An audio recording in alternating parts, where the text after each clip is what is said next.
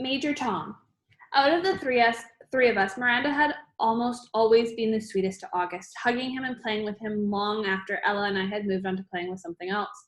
Even as we got older, Miranda always made sure to try and include August in our conversations, ask him how he was doing, talk to him about Avatar, Star Wars, or Bone, or something she knew he liked. It was Miranda who had given Augie the astronaut helmet he wore practically every day of the year when he was 5 or 6. She would call him Major Tom, and they would sing Space Oddity by David Bowie together. It was their little thing. They knew all the words, and it would blast on the iPod and sing out loud. Since Miranda's always been really good about calling us as soon as she got home from summer camp, I was a little surprised when I didn't hear from her. I even texted her and she didn't reply. I figured she maybe had ended up staying at camp longer now that she was a camp counselor. Maybe she met a cute guy. Then I realized from Facebook Wall she'd actually been back home for a full 2 weeks. So I sent her an IM and we chatted online a bit, but she didn't give me a reason for not calling, which I thought was bizarre. Miranda had always been a little flaky, so I figured that was that's all it was. We made plans to meet downtown, but then I had to cancel because we were driving to visit Tata and Papa for the weekend. So I ended up not seeing either Miranda or Ella until the first day of school. And I have to admit, I was shocked. Miranda looked so different. Her hair was kind of super cute bob that she had dyed bright pink, all things, and she was wearing a striped tube top that A, seemed way inappropriate for school, and B, was totally not her usual style. Miranda had always been such a prude about clothes, and here she was, pink-haired and tube-topped. But it wasn't just the way she looked that was different. She was acting different too. I can't say she wasn't nice because she was, but she seemed kind of distant, like I was a casual friend. It was the weirdest thing in the world. At lunch, the three of us sat together like we always used to, but the dynamics had shifted.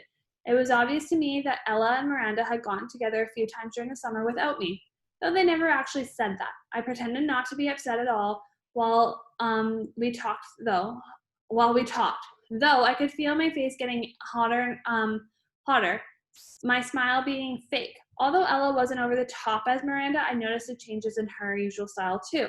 It was like they had talked to each other beforehand about redoing their image at the new school, but I hadn't bothered to clue me in. I admit, I'd always thought I was above this kind of typical teenager pettiness, but I felt a lump in my throat throughout lunch. My voice quivered as I said, "See you later," when the bell rang. After school. "I hear we're driving you home today." It was Miranda in 8th period. She had just sat down at the desk right behind me. I had forgotten that Mom had called Miranda's mother the night before to ask if she could drive me home from school. "You don't have to," I answered instinctively, casually.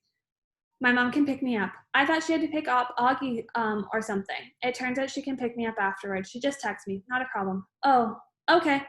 Thanks." It was a lie on my part, but I couldn't see sitting in a car with the new Miranda. After school, I ducked into the restroom to avoid bumping into Miranda's mother outside. Half an hour later, I walked out of the school and ran 3 blocks to the bus stop, hopped on the M86 to Central Park West, and took the subway home. "Hey there, sweetie," Mom said the moment I stepped through the door. "How was your first day? I was starting to wonder where you guys were." "We stopped for pizza." Incredible how easily a lie can slip through your lips.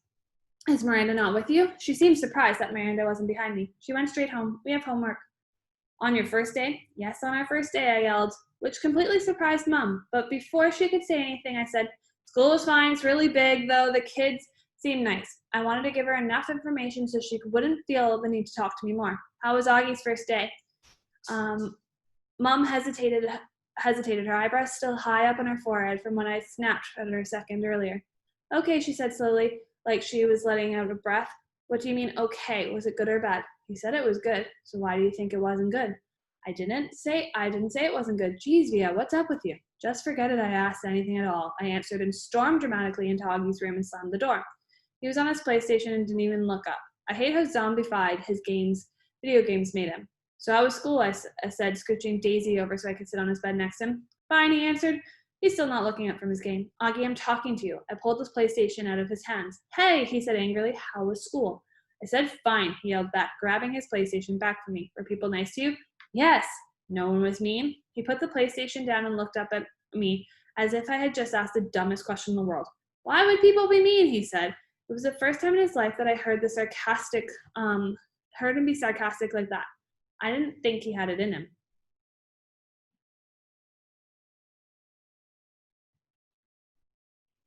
The Padawan bites the dust. I'm not sure at what point that night Augie had cut off his Padawan braid or why that made me really mad. I'd always found his obsession with everything Star Wars kind of geeky, and that braid in the back of his head was with a little bead was just awful. But he had always been so proud of it, of how long it took him to grow, and how he had chosen the bead himself in a craft store in Soho. He and Christopher, his best friends, used to play lightsabers and Star Wars stuff whenever they got together, and they both had started growing their braids at the same time. When August cut his braid off last night without an explanation, without telling me beforehand, which was surprising, or even calling Christopher, I was just so upset. I can't even explain why. I've seen Augie brushing his hair in the bathroom mirror. He meticulously tries to get every hair in place. He tilts his head to look at himself from different angles, like there's some magic perspective inside the mirror that couldn't change the dimensions of his face. Mom knocked on the door after dinner. She looked drained, and I realized that between me and Augie today, she had a tough day for her too. Do you want to tell me what's up? She asked nicely, softly. No, not now. That's okay. I answered. I was reading. I was tired. Maybe later I'd be up to telling her about Miranda, but not now. I'll check in before you go to bed, she said, and then came over and kissed me on the top of my head. Can Daisy sleep with me tonight? Sure, I'll bring her in later. Don't forget to come back, I said as she left. I promise. But she didn't come back that night. Dad did. He told me Augie had a bad first day and Mom was helping him through it. He asked me how my day had gone and I told him fine. He said he didn't believe me for a second and I told him Miranda and Ella were acting like jerks. I didn't mention I took the subway home by myself though. He said nothing tests friendships like high school and then proceeded to poke fun at the fact that I was reading War and Peace. Not real fun, of course, since I'd heard him brag that people had a 15-year-old who was reading Tolstoy.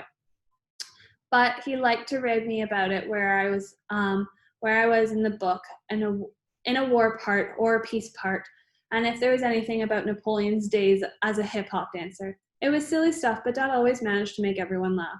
And sometimes that's all you needed to feel better. Don't be mad at Mom, he said as he bent down to give me a kiss goodnight. You know how much she worries about Augie. I know, I acknowledged. Want the lights on or off? It's getting kind of late, he said, pausing at the switch by the light switch by the door. Can you bring me a Daisy first? 2 seconds later, he came back with Daisy dangling in his arms, and he laid her down next to me on the bed. Good night, sweetheart, he said, kissing my forehead.